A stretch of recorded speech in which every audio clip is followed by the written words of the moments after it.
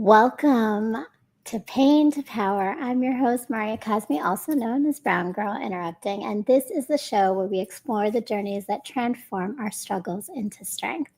And I know this week has surfaced a lot of emotions and reactions for us all.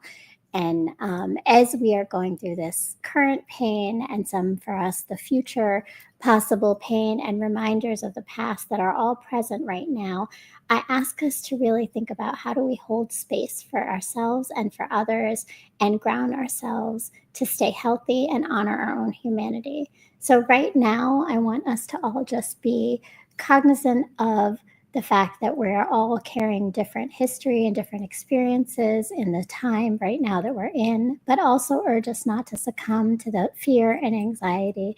And right now, what I welcome you to do in this time is to join me and my wonderful guest today as we are evolving and growing and learning in community through our conversations on this show. And I'm really excited today to welcome Saskia Katherine, who is a multimodal guide focusing on breathwork and inner parts work. Saskia is someone who brings her whole heart into every space she enters. She is an incredible strength, and the empathy that radiates from her is beautiful. You are going to enjoy and love this experience of getting to know Saskia as much as I have over this time. So please welcome Saskia. Hello, thank you so much for that beautiful and warm introduction. I am really excited, as I mentioned to you before, to be here in conversation with you because every conversation that we've had has just felt like a beautiful conversation. So much has been uncovered for both of us, and I'm excited to be able to share that with everyone tonight and also those who catch the replay. Thank you for inviting me into your community. I would love to kind of bring in a couple of identities into the space that I want to honor, especially in this moment. And so, again, hi everyone, I'm Saskia. I am human. I think that is important to acknowledge with love and compassion. I am a proud immigrant born in Dominican Republic, a first generation college graduate, an Afro-Latina, a Black woman. I say all of those identities proudly. I'm also a nature lover and a tree hugger. If you're friends with me, I probably encouraged you to hug a tree once or 10 times. I'm a foodie and a really good cook, a true nerd, especially when it comes to health and wellness and the metaphysical, and really a lover girl at heart, which is something that I've had to root down in, especially this week. My belief in the power of love for ourselves and for each other. And as a multimodal guide, I'm sure folks are wondering what that what that actually is, and I know we'll get into that a little bit more through my story. But I blend inner parts work, breath work, energy healing, and other somatic practices to connect you to your inner wisdom and to build self-trust as a foundation for lasting freedom. And so I am dedicated to helping people go from the confines of self-doubt and people pleasing and fear of rejection and abandonment to experiencing the freedom of I can trust myself, I can trust my desires and my voice and my decisions, and I can trust myself to take risks and to make mistakes and to choose again when I need to. And I trust that it is safe to be my authentic self here in my body. And I also always say that I'm equal parts woo-woo and scientific. My approach is to equip folks with practical and sustainable tools so that you can continue to deepen and extend your self-expression, right? And to cultivate fulfillment in every area of life because healing is a practice, it's ongoing. And so for those of us who are committed, as I know you are as well, and I'm sure people who are listening too, when we're committed to personal growth and spiritual growth, it's ongoing. So my practice evolves in the same way that I do, and that ongoing self-healing, that's something that I have to do for myself as well, as much as I offer the self-healing practices to others. Thank you. And thank you for that introduction to get us to know you. But also, I think you elevated such key points. Like, I think that idea of one, the way you model your presence of humanity and that knowledge of self and that pride in self-awareness and that truth that you live in, right? And trusting yourself was beautiful and such a great way to enter our space today. And that is part of how we definitely connected so quickly, right? That story of what it is to hold all those identities and live that experience, and figure out yourself in the process, because self-doubt certainly is something that I think all of us struggle and fight with often. So the tools that you provide for all of the individuals that you're working with and my guests today are going to be very powerful in helping us through that. Now, I always like to know. You gave us some information about you, but I think your personal journey is always something that is so individual to everyone, a guest on this show, and particularly this idea of turning your pain into power. When you think about that relationship of pain and power, how does that impact you in your own life? Mm. Yeah, there's something that I have shared a couple of times now that always rings true for me and that I'm passionate about, which is that, we talk a lot about generational trauma and intergenerational trauma. But when I think about pain to power, I also think about how we don't talk enough about intergenerational gifts. And a big part of the healing journey for me has been, yes, going back and recontextualizing trauma. Yes, going back and finding, some of my deeper wounds and being able to give myself what I needed back then, be my own parent in some cases, right? Go back and reach for that inner child. And it's also meant for me connecting with a lot of, yes, my inner wisdom and also ancestral wisdom, and realizing two things. One, there are gifts that are also passed down, just like there's trauma. And also, I can't be who I am today. I wouldn't be who I am today. And I wouldn't be able to offer my sacred work and my gifts if I hadn't gone through that process of pain to power, right? If I hadn't been able to dig into my own pain and see, okay, but if I can sit with this and if I can be with this, then there are lessons and there are truths that I just wouldn't be able to embody in the same way if that hadn't happened. So I don't, I think that sometimes it's hard to say for folks who haven't necessarily been through that process, because I'm not saying, oh, trauma was great, right? That's not what I'm saying at all.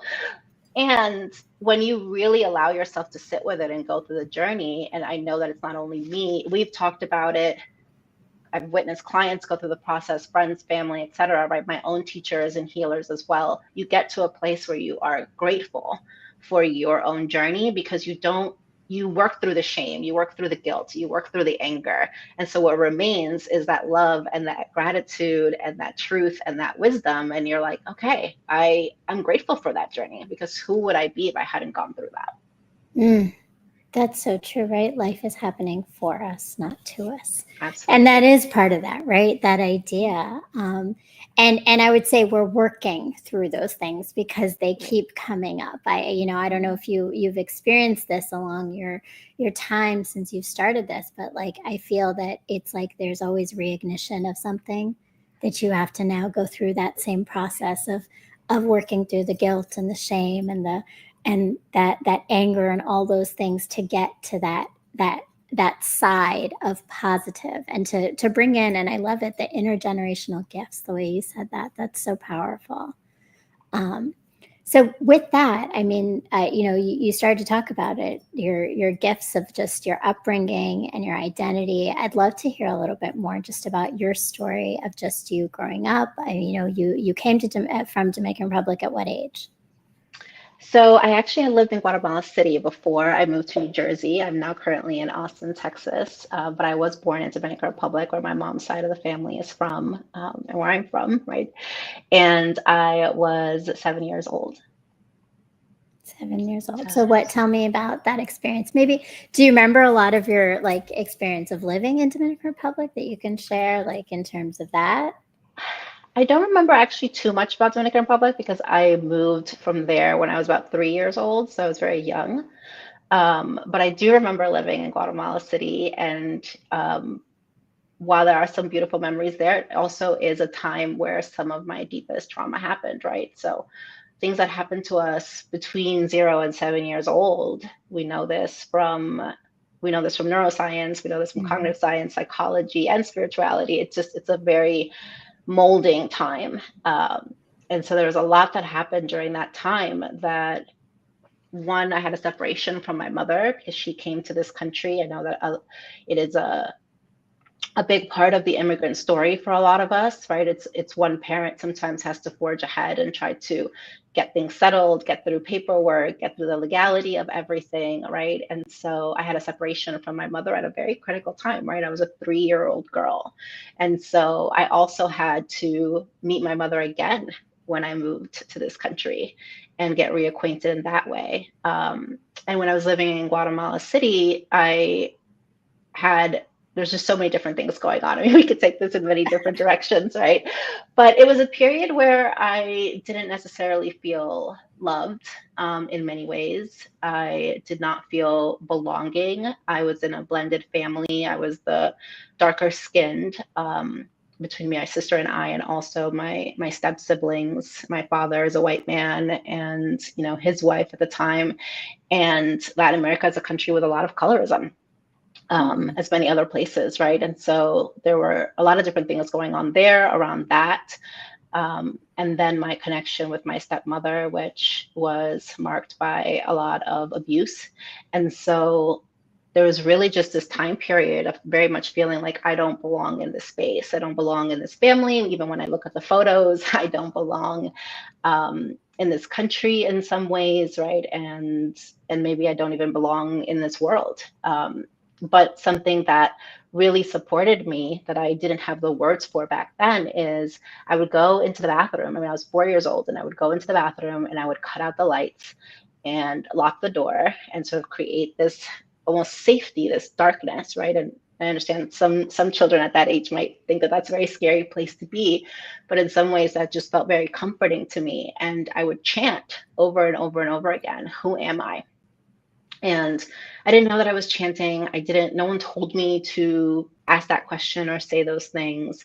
I didn't have the words for the meditation and the transcendence that I do now, but that's what was happening. And I would see myself kind of lift out of my body in a way, right? Little girl, 4 years old, no idea what this practice was, but this is what I'm talking about when I say ancestral wisdom, right? And inner wisdom and get an Mhm. intergenerational gifts, because Yeah. no one told me to do this.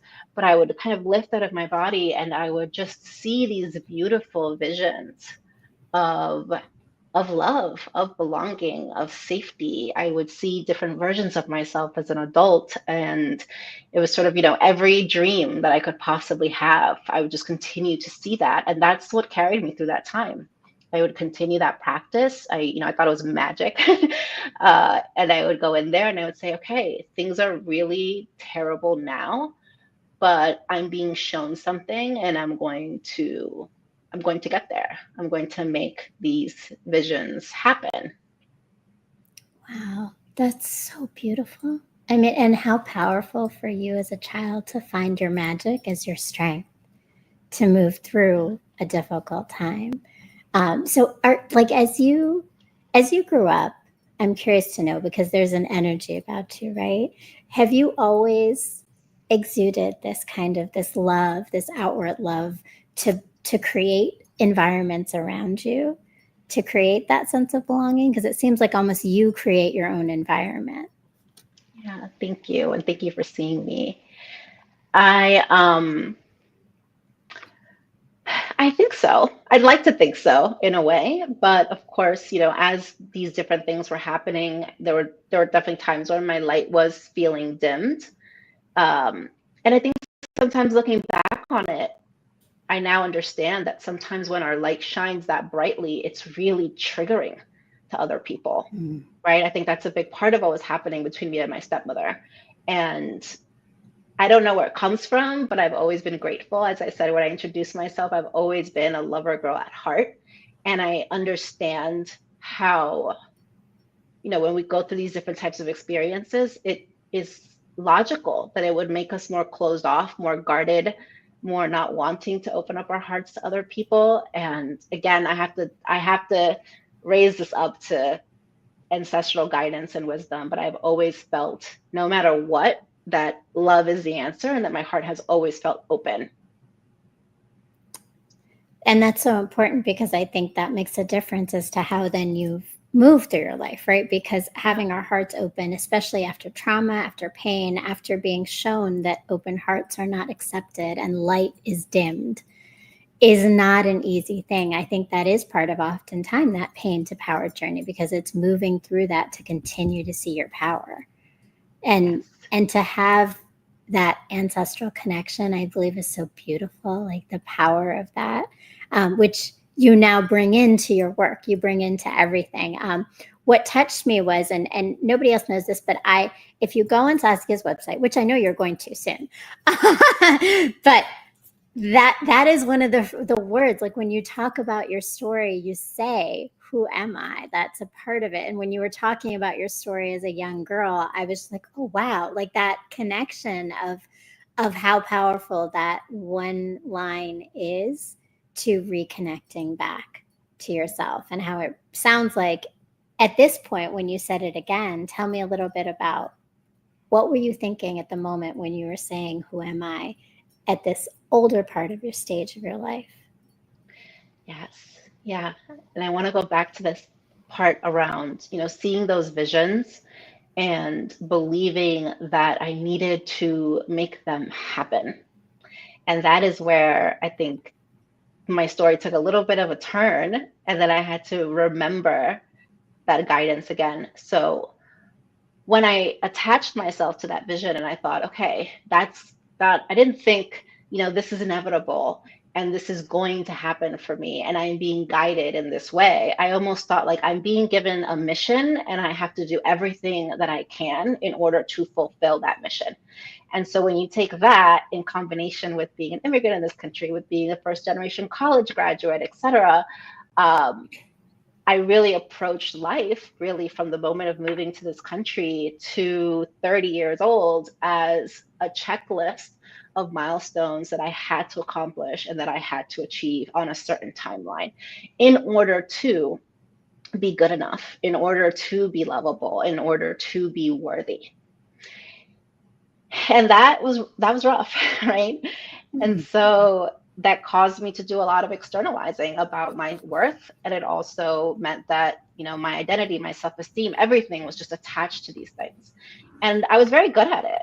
I mean, I was the first in my family to go to college. I went to Carnegie Mellon and then went to graduate school at Columbia, and I moved to New York and I launched my career. I still have that list, right? And I was just checking everything off, and it's like, okay, and I'm going to have this salary by this age, and then I'm going to have that salary by this age. And I laughed at the time, but I was like, I'm going to be married by the time I'm 25. I'm going to have my first child at 27. I mean, every aspect I would map out over and over again. And of course, as there were setbacks, I would absolutely have a breakdown. And then I would go again and redraw the whole map and be like, this is going to happen. But it means I wasn't grounded in myself. I wasn't believing that I was worthy of any of these things. I just felt like I had to work for them. And when it came to relationships in particular, I felt, if I didn't belong, if I felt at times that I didn't belong in my own family, if I felt that I wasn't lovable or worthy, I had seen these visions of me in a family, with my own family, with my husband. And so I felt like, again, I have to make that happen.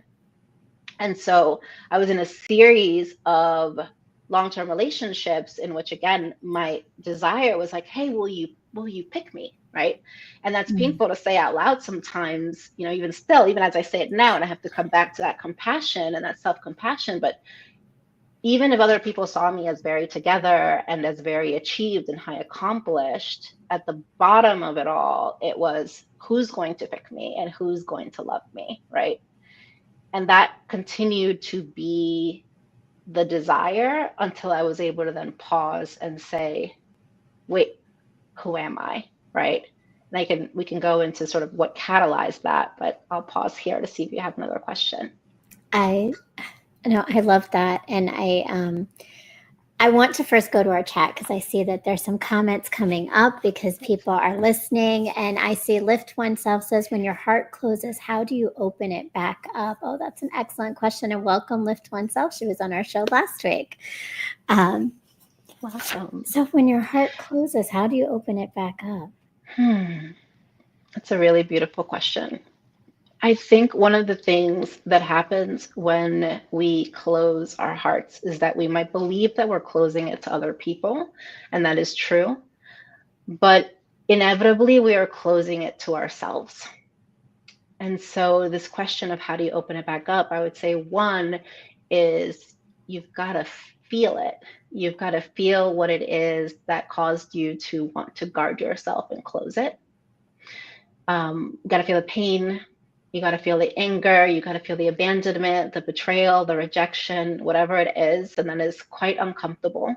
But really being able to either do that with yourself or finding a therapist or a guide or somebody, a trusted friend, right, that can hold some space, a loved one that can hold the space for you to not think about it and talk about it and intellectualize it, but like actually, truly, fully feel it.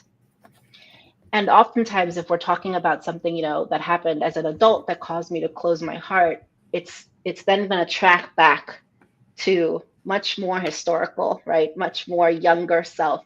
What did that trigger in you? And so then you have the opportunity to go back there and go back and get that little self and say, okay, let's actually heal this because this is the thing that we have to talk about. This is the thing that we have to heal.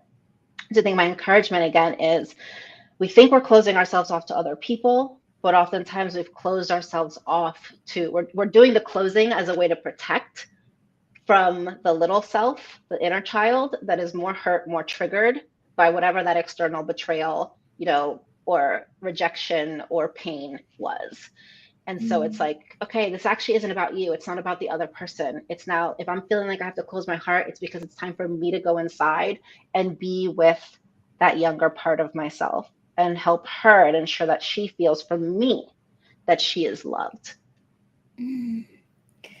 I, before we started the show, we talked about timing, and the timing of everything for this conversation is so apt. Just in the week that we've had as a country, as a nation, as people, as humans, but also I think the timing of everything you just said. For me personally, I cannot tell you how powerful it is to have heard that again. And there's something that stuck with me. You said we have to not intellectualize our feelings, but feel them. And I was thinking about what you mentioned when you talked about your checklist and this idea that we had to be, so we're working for something. And checklists tend to then get us into this intellectualization of goals. Feeling is such a different experience. How was that shift for you going from intellectualizing to feeling? Was there struggle in that shift? Yes. And it was one of the biggest keys that switched things for me. So when we experience trauma, one of the bigger things that our brain then focuses on is survival. And when you have to survive, you don't have time for all of the feeling, right? You have to get smart. You've got to think about what it is that you need to do. So, like when the bear is in front of you, it's not time for you to notice how you're feeling about it. It's time for you to actually cut off, right? It's like there's a separation that happens then from the brain and the body. And you're like, let me shove all those feelings down and then let me learn how to be logical, how to rationalize, and how to do what feels logical in the moment, right? No matter how misguided, but like I have to just be up here because I've got to think my way through this. And so while therapy was very helpful for me, when I started to learn embodiment practices and really understand, okay, what does it mean to feel a feeling? Like to notice the sensation in my body, to know where it lives, to track the intensity of it, to allow it, to notice if I'm judging it and actually push that back and say, no, this is okay, to let myself cry, to let myself scream, right? That is a completely different thing than talking about it. And those of us, we when we're smart, when we're very high achieving, when we're very textbook oriented, we'll be emotionally intelligent in the sense of having the language And so sometimes it's hard for us to know for ourselves, and even for a therapist or somebody else, a friend, to know that we're not actually feeling, because we can talk about it all day long, but there's Right. not the emotion of it. There's not the sitting with it. There's the packaging of the story or the narrative, and the trying to move past and get to the lesson or get to the so what or get to the solution. And I had to learn to, no, it's okay. It's okay for 3 days. I mean, again, talk about timing, right? This week, Yeah. it's okay to not have any answer, to not know how to take any action, to just sit with anger, with rage, with Mm-hmm. sadness, with disappointment, with despair. Because when I sit with all of that and I actually let that move through me, then that's when that inner wisdom comes up. Then that's when we can access our higher self. So I learned that emotions are our friends, and that emotions carry information, and that when we suppress them and compartmentalize them and ignore them, we miss some really key information that's going to support us in our journey and support us not only in our self journey, but in whatever actions, to put in context again, whatever actions it is that we want to take externally. Mm. I love that. And actually, just last week, I don't know if you catch the episode, but Nat, who is Lift Oneself, I just talked about emotions as data, right? And that's the Yes. idea, right? Then, Mm-hmm. and to understand them is such a, but that visceral experience is almost like this like opening up of a cavern that gets to clarity. Yes. And then I can see who I am. Exactly. Now Exactly. you have a particularly you know you specifically do inner work in terms of I got an opportunity to experience your alchemy session, and a lot of that inner work, like you said, is talking to your inner child. Tell me a little bit more about just that process, what that is, and how that's important to Mm-hmm. our healing evolutions. Yes, it is one of the most life-changing practices, and it comes from internal family systems therapy. So for folks who are interested, you can look that up, and you can look up Dr. Richard Schwartz, who has a couple of different books about it. We can also talk about that more, maybe put some in the show notes at some point. But the idea basically is that, again, our psyche's main job is survival. And so when we experience big T trauma or little t trauma, we end up splitting off at the moment that these things happen into sub parts or sub personalities, right? And those sub parts, let's take the inner child that most folks have heard of, for example. That inner child has their own belief system, their own role that they play in your life, their own ideas, their own fears, etc. And a lot of times, because they're frozen in time, they don't even actually know in some way that you exist. And so they actually believe that they're out there alone in the world, right? I think people have experienced this when you get triggered, when something comes up and you end up reacting. And in some ways, you act out of character, right? Or you act in a way that maybe then brings you some shame or some guilt, or you have a loved one that's like, whoa, what happened there? That is when one of those younger parts is coming to the forefront and driving the bus, so to speak, right? Mm. And so the idea is for inner parts work is that we want to get back to integration and wholeness, and we want to get to what Dr. Schwartz calls self-leadership. And that means that little Saskia trusts me to handle a situation. And so even if a situation is triggering to her, now I can again feel that and sense that in my body. And because I've cultivated trust and relationship with her, I can say, hey, it's okay. I've got this, right? I'm going to handle this as the adult in this moment.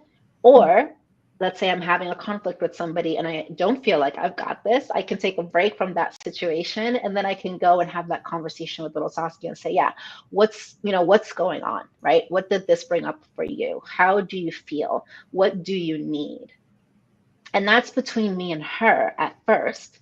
And then when I process that and I understand that, right? And I can let her know, oh, okay, that thing that my husband said, it made you feel unwanted or it made you feel unloved. Well, first, I love you. I've got you. I'm not going to abandon you. And I also understand why, this comment or this thing landed on you this way. Let me talk to you about that as an adult.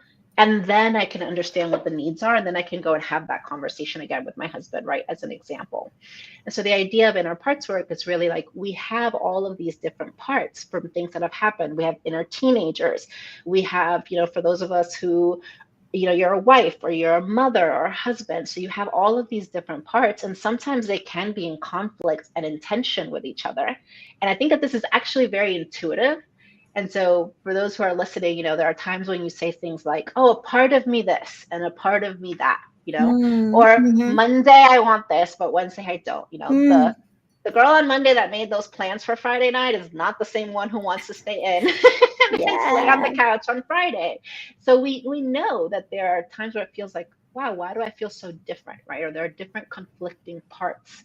I have the part that wants me to have a stable job and a paycheck, and I have the part of me that wants to follow her passions and be an artist. Like we end up having these conflicts, but it's not about picking one over the other. It's about being able to listen with compassion and understand each of those parts. And similar to the way that you would resolve an external conflict, you're like, okay, everyone here has the common goal to be safe, to feel loved, to feel belonged. And so when I can provide that for all parts of myself, then, as you said, that's what you're talking about to me, right? Then that opens up and you get that clarity. And so that is a big, big modality, big practice that I use with myself all the time. I do it through journaling every morning. Sometimes I work with a particular part. I have, right, like pictures of myself with little Saskia right on my desk, and I talk to her and Yeah. I go ahead and ask her, how she's feeling. I'm mindful that my parts are always listening. I work with that with clients too. And I say, it's important to cultivate that inner voice that is kind because our inner child is always listening. And that part of you that is unkind, that inner critic, is a part that you can work with and that you can understand as, oh, this part is trying to protect me from something. It learned how to do it through criticism. Let me try to understand that and then free that part from that idea that it has to criticize me in order for me to, be successful, for example. Mm. I, I think that's so powerful in terms of then turning around even your parenting experience to what you needed to, right? So now Mhm. you've parented yourself and with that love that you needed originally. I see that Ja Logic had a comment in here. I think I'm going to make sure we catch it. Um, Ja Logic, in fact, is this what they call self parenting as an adult? Yes, exactly. So another way that I talk about it is self-parenting. On my Instagram, on my socials, I have a couple of different reels about this too that explains it. But it is essentially self-parenting is being the adult you needed back then, but to your inner child that is still within you today. And that looks like allowing the feelings, no matter how uncomfortable they might be, right? Because when we push away feelings, if we think about a part of me feels this way. When I push away the feeling, I am pushing away a part of me. So again, I don't want to reject or abandon myself. If I want to heal my rejection or my abandonment wounds, then I want to stop doing that to myself. And so self parenting is I'm allowing those feelings. I am listening with love and compassion. I'm getting curious about what is needed. And a part that sometimes folks don't want to talk about is it's parenting. So that means that that includes saying no to yourself, having boundaries, right? Mm-hmm. Mm-hmm. So Mm-hmm. sometimes the thing that you need to do, again, putting it back into context this week, sometimes the thing that you need to do is eat the plate of ice cream and watch Netflix for 7 hours. And at some point, you might also have to say to yourself, okay, it's time, right? It's time to get up. It's time to exercise. It's time to eat something healthy because I care about you and I love you, not because I'm criticizing you or shaming you either way, right? So that self-parenting goes both ways. It's not even both ways, but it's not different. It's inclusive of love and compassion and also being able to set boundaries and also being able to follow through on your commitments to yourself and being able to say no to other people when you need to and prioritizing your needs. And so that's you're building again that self-trust. And now that inner child knows that, okay, when something comes up externally that's hard, I trust you to handle it. I trust you to protect me, speak my needs, set boundaries, take care of us, and make good, healthy decisions. Wow. I mean, but the power of that knowing all the parts of you. I mean, I think again, like I say that often, the parts of me, but I didn't really think about it in terms of all those. And it's different than just, I think people often talk about talking to your inner child, but it's not just the child, it's the 20-year-old adult who, and I think about, all my different stages of life, of pain, right? Where did that come? What was the moment? It could even be you as, a 27-year-old, right? Going Mm-hmm. through your things. Absolutely. We are parenting ourselves through all of our lives and all of the things we've experienced. And that's such a powerful, powerful thing. So I want to ask because you're now, first of all, everything that Saskia just said, she does an amazing job of on her Instagram channel, and you have to go and check it out and follow her, of breaking down these tiny bits of knowledge to keep us focused on what we need to do to keep healing. So please go and follow her if you haven't done that yet. Make sure that's happening. But I also, in looking at your website, I have to note that the way that you open up, I'm going to read it for us. I am Saskia Katherine. I've come to know just how complete of a sentence that is. In a world that values titles, labels, and categories, I am here to support you in embodying and embracing the true nature of who you are before caregivers and society taught you who to be.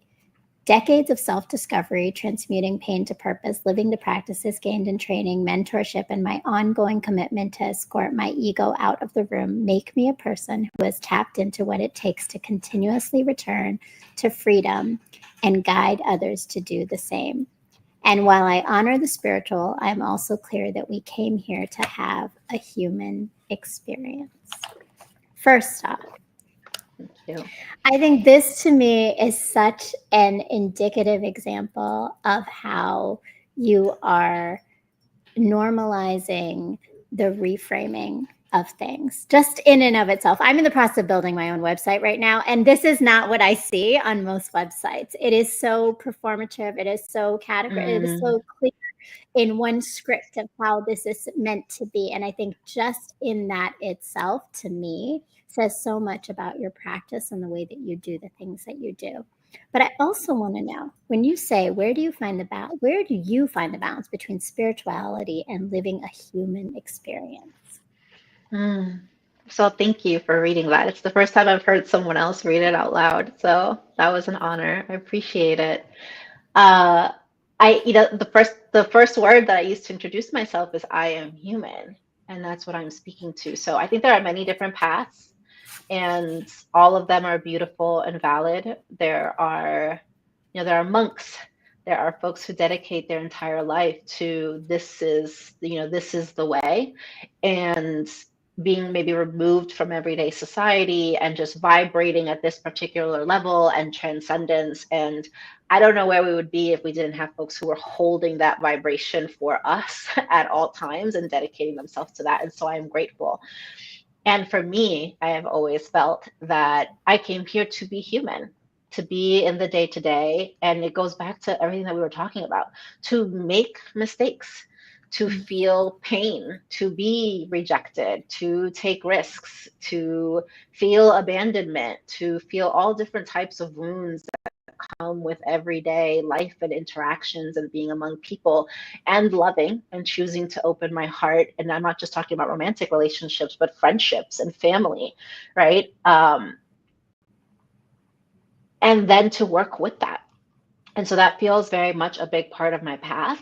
And so the balance for me is, I spend the time every single day in my practices. I feel very, very lucky, very grateful, and have also worked really hard to design a life in which I can dedicate a lot of time, probably more time than typical, to my practices every single morning. I hike most days here in Austin for at least an hour. I spend time again amongst the trees, etc.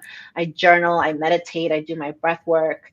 Um, and some of my favorite time is when I am in these containers, whether it's group gatherings or one-on-one with clients. And in that space, when I am holding Alchemy Lab, my virtual monthly gathering, or when I'm holding a one-on-one space, it is escorting my ego out of the room. And in many ways, it's almost escorting my humanness out of the room in some ways, maybe not when we're talking, but once we're really into that deep practice. And it is being a channel, and it is being in my highest possible self and pulling that highest possible self out of you and connecting at a level that is not the everyday. And I also wanted to introduce myself first with all of those other terms, right? Because then I go and I live my everyday life. And I have arguments with my husband, and sometimes I lose my cool, and I am not the perfect friend. And, my spiritual mentor, my teacher, when I first met her, one of the first things she said was, it was to a group of us, and she said, "Knock me off your pedestal." Mm. And I thought it was the most beautiful. I Mm. mean, right then and there, I knew, okay, this is my teacher, right? Mm-hmm. Because we're all teachers. I come out from every single one-on-one space transformed. And so at every given moment, we can be a teacher and we can be a student. And when we're human and we make those mistakes and we're not perfect. And so for me, that balance is in just having that self-compassion and that acknowledgement. I have the commitment of how I want to show up as a human. And I also have the self-compassion of, I'm going to mess that up. And sometimes it's simple. I messed it up because I was hangry. Like it wasn't a deep, profound thing. Right?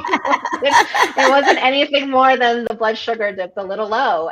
And but I know how to own that and take responsibility for that and make amends and communicate again with love and compassion. And I'm grateful that the people in my life allow me to try again. And that's what we have to do for each other because we are human. And that being human is so important because I think going back to that, like where we started, right? The checklist of perfection and expectation and meeting these things we're supposed to be scripted to be is so different than simply being human. But being human is very painful and very messy and complicated. And there's a reason we stick to the checklist. Like I think there's a big gap that is fear driven in that shift for certain. I want to honor a chat, and then we're going to have some more questions because I definitely want to ask more. I saw that we had some of our ranters fam, and I do want to say this show is brought to you in association with the iRant Network. So please make sure that you are liking, subscribing, hit the bell. And I think I saw V Smiles is joining us tonight. Thank you, V. And I think Dialogic also had a comment. If we had some comments come back up.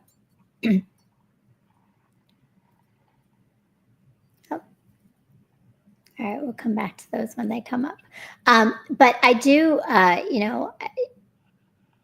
as you think about that, like as you do that shift, because now in your alchemy lab, in your individual coaching sessions, you are taking other people who they are not always on a spiritual journey starting out, right? So to shift them to that, tell me a little bit about how that process is to go from the checklist, from the perfectionist to starting to see themselves as spiritual beings of processing and choosing to be more human.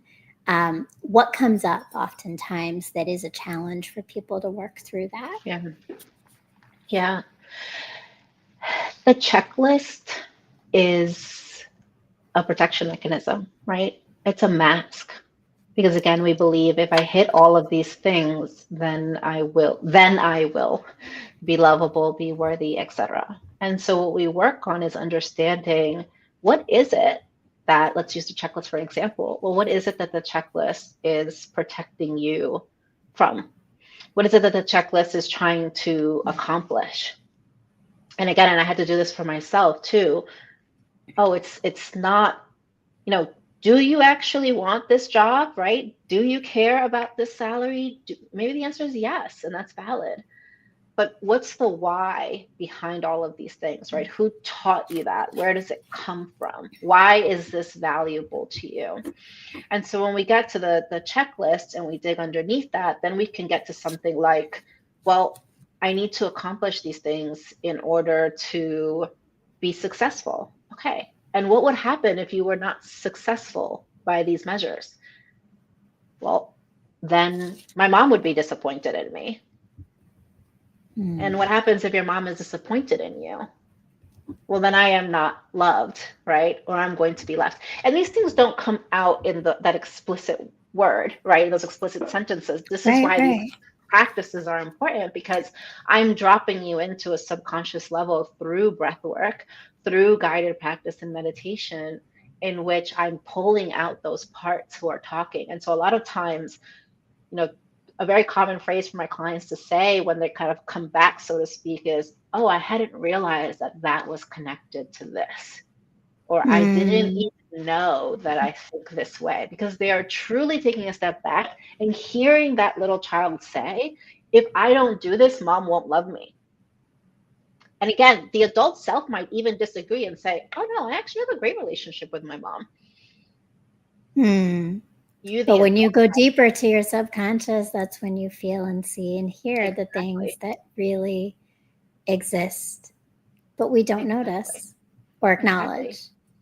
A part of you doesn't feel that safety with mom, right? A part of you does feel like if I don't do XYZ, it's not going to be good enough. And so again, then we have to go in there and understand that child, understand what they need, and then be able to show them that they are lovable and that they are worthy. And sometimes big shifts happen in one session, and other times there is a mixture again of that practical. What are some of the actions that I'm going to take in the day to day between sessions that will give my inner child, practical evidence, right? That it is okay, that I am still good, that I'm still loved, even if I don't do these things. And then back in a live session, we peel back another layer and understand that piece. And so through that, when the checklist is a protection mechanism, when the inner child knows that it is loved and trusts you and no longer feels the way that it did at the beginning, and no longer feels like, oh, I'm unlovable if I don't do XYZ, then now you don't need that protection mechanism. And this is why, we don't want to come at things necessarily for those folks who are listening and are out there like, I've tried affirmations, or I've tried this one meditation, or I've told myself to just stop being a people pleaser. Like, new year, new me, I'm no longer going to do this. Mm, mm, When it's a lot deeper than that, right? Again, your psyche's job is to keep you safe. Until you believe that it is safe to stop doing everything for everybody else, until you believe that it is safe to redefine success in your own terms, your brain is going to keep pushing you in the same pattern and the same direction. And that's why we go that deep and say, no, no, no, let's unearth what's here. Let's feel it to heal it. And when that happens, you won't have to decide that you're going to stop pleasing people. You just don't do that anymore because you no longer need to do that as a way to keep yourself safe. mm. Love that. Mhm. And so we have these smiles, our ranters fam in the chat. She said, what is the best way someone can maintain their self esteem while still escorting their ego out the room? That's a good question. That is a beautiful question. Thank you for that. Welcome. So, ego, and I think ego gets a bad rap too. When I was early on in my journey, I would say, I just, not my ego, not my ego. I'm done with my ego. The ego is also a protection mechanism, right? It it saves you from embarrassment and rejection. It's sort of, I don't even think there's just one thing that's like, oh, just the ego. I actually do Mm-hmm. see it as all of these different parts that are more protectors. But again, their job is to protect you from what it believes is like some of the worst things that can happen, right? Your self-esteem, when it's externalized, it activates the ego, because the ego then feels like, oh, if I don't do a great job on this show, then I'm a failure, right? If I don't say the right thing or answer the question in the perfect way, then what am I worth if I can't actually do a great job on the show? But when we are able to have our self esteem as inherent and know that it is not dependent on any of these external things or these actions, then what we do doesn't bring our self esteem up and down. Now, for me, I do anchor my self esteem also in my values, right? How am I showing up as a person? And also with that compassion that I am human, so that if I mess up, then I can simply own up to that, take responsibility, and then do better as soon as I'm aware that I need to do better, right? But I think this is about anchoring my self esteem in who I am inside and knowing that I am lovable and I am worthy, independent of any accomplishments or actions.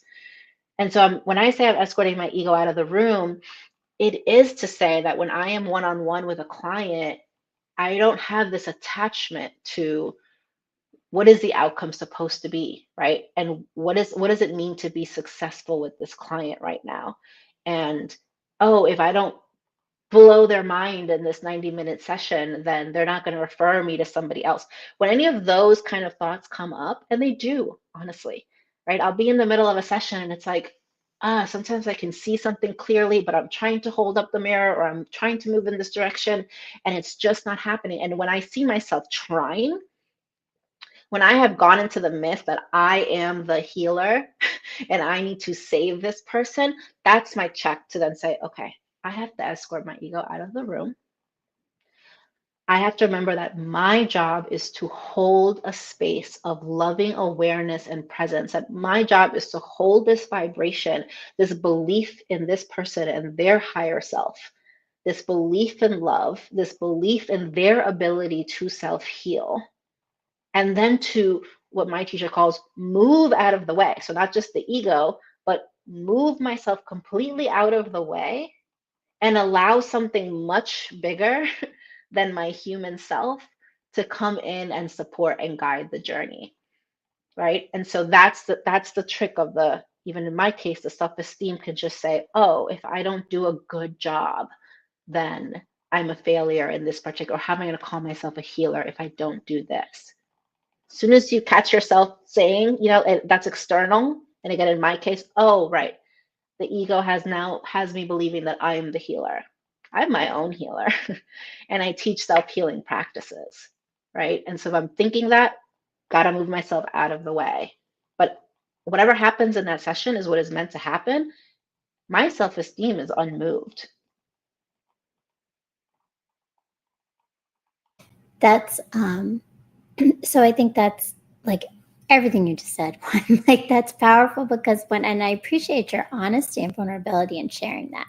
I don't think we often hear the experience of others in helping and guiding others to go through healing journeys or to find themselves, and this idea that we all are feeling it, we all are on this journey, we all are discovering ourselves. But I was wondering, because you said when you're trying, right? This idea of trying and this idea that we've talked about with all these protection mechanisms, is it almost akin to the idea of flow and letting go a little bit to allow for things to happen as they need to happen? Yes, exactly. It's like when we want to write the newsletter or the blog post and we're trying. My teacher always says this too. That's another clue. When you're trying, you're like, Yeah. okay, that I'm not opening up to what is possible in this moment. I'm not being present with what is. And we talk about this a lot in Alchemy Lab, right? It's Mm-hmm. so let me just sit with the fact that I have writer's block right now. And when I do that, I might again start to understand what is the fear that's going on right now? Who or what inside of me is actually preventing me from writing this thing that I want to write? Because am I afraid of being seen? Am I afraid of saying the wrong thing and being rejected or misunderstood? When I sit with that, because I'm being present with the moment instead of trying to write the newsletter that's supposed to go out Tuesday morning, then I get to so much more self understanding and healing and being like, oh God, I still do have a little, to your point earlier, right? It's like we come back around to some of the same things. Oh, maybe I was okay with being seen on the show, but I'm not okay with being seen with my writing. I am okay with being seen with a client, but not in this way. And so, okay, great, let me work with this. And then when I do that, of course, the newsletter writes itself in 5 minutes, right? Right, Yeah, because then we've let go like that. And I exactly. love that example because as a fellow writer and in a place where honestly, like as much as I have loved writing and it's been such part of my process, I have not done it in months, Hmm. because of just that. I felt it, right? Like it feels a forced thing. It hasn't been flowing. And I think I appreciate you giving me the reminder of the permission to allow that to be okay. Yeah. um, and also how I can get to it, maybe, right? Some tools. Mm-hmm. So as we are, I could sit here and talk to you all night. Like we could probably keep going for so many things. You really are just such a beautiful soul, and the way that you have framed everything is so approachable and clear, I think, to everyone in thinking about how they can start just examining pieces of themselves, right? Hopefully, what you're going to do is go and visit Saskia's alchemy lab, which is amazing. I have attended one of those. Definitely go and check that out, and check out her website. But as we before we close out, what are some tips you can give? And I think maybe what I love is you've offered some beautiful questions. I think sometimes the best thing to do is to ask a really good question. And there's a lot of good questions we can ask ourselves. What are some that you feel like are a starting point for those that are struggling to begin overcoming this fear of examining themselves and letting go of control? Yeah.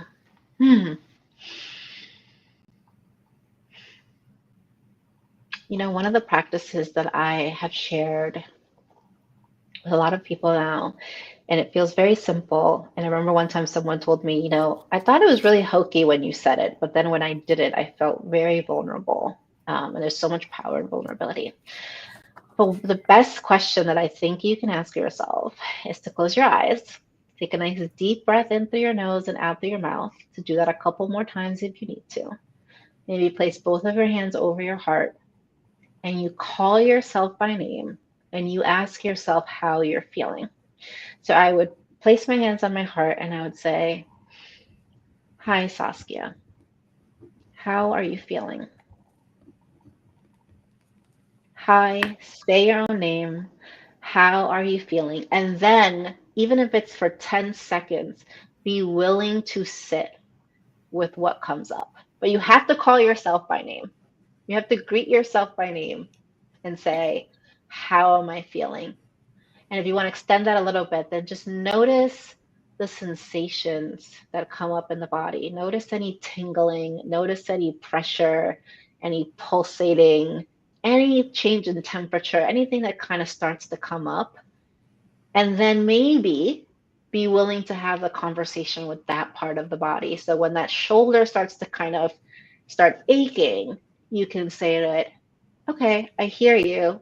I see you, and I want to get to know you. Tell me more."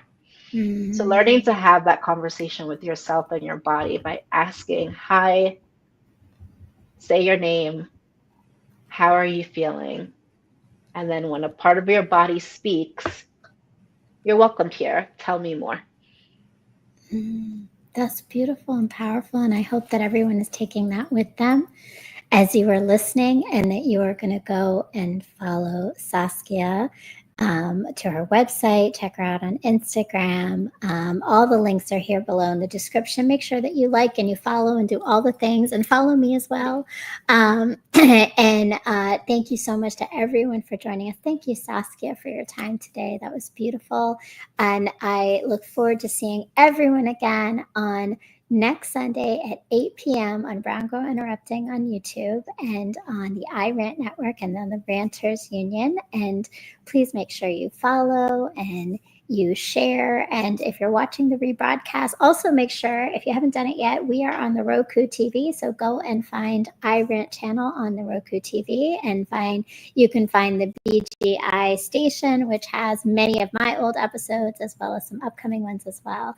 So thank you so much. Thank you again, Saskia. This was such a healing space for such a week that I think we all needed it. I am so grateful and appreciative of you. I am as well. Thank you for seeing me. Thank you to everyone that's listening and will listen, for spending your time with us. And thank you to everyone that asked questions as well. Sending everyone so much love, and compassion, reminding you to be loving and compassionate to yourself. And yes, I would love, love, love to see you at Alchemy Lab. It's not this coming Monday, but the next one. So November 18th. And if you go on my Instagram or on my website, you will see a link to sign up for that. And we get to practice a lot of these things that we just talked about and harness the power of community as well. Absolutely. And I highly recommend it. So please make sure you go and do that. And yes, get the newsletter, sign up for everything, and make sure that you are following us all. And I will see you all next week. Thank you again, Saskia. Thank you to my producer, Thank you. Monte Logic. And we'll see you next Sunday. Peace, love, and light.